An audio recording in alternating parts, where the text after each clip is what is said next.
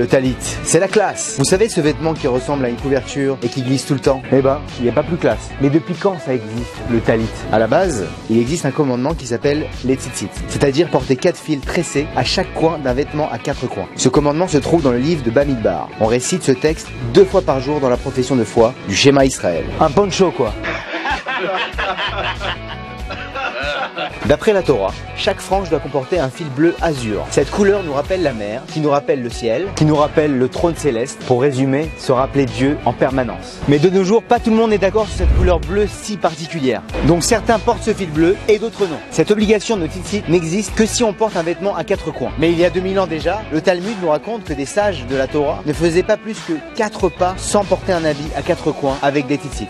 1, 2, 3, soleil.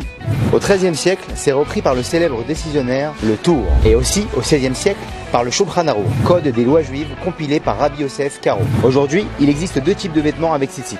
Le talit ou talit gadol et le talit katan, le grand et le petit talit quoi.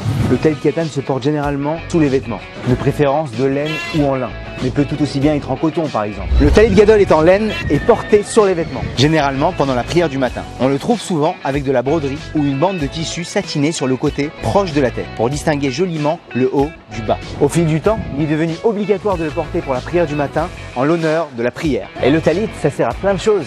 On peut se couvrir la tête pour prier, montrer du doigt la Torah, célébrer des mariages, faire des réunions de famille pendant la bénédiction des Kohanim, se protéger des attaques de bonbons, etc. C'est d'ailleurs l'occasion de rappeler que récemment des éléments de mode sont venus se rajouter sur le talit traditionnel. Le code de la loi juive, Shulchan Aruch, interdit de prier face à des dessins. Les dessins sur le talit sont donc strictement interdits.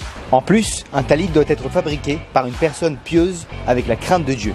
Il faut donc l'acheter avec un certificat de cacheroute. Fun fact, le drapeau de l'État d'Israël représente un talit blanc avec 2 bandes sur les côtés, auquel on a rajouté une étoile de David au centre. La couleur bleu azur fait d'ailleurs référence à l'azur des tzitzit.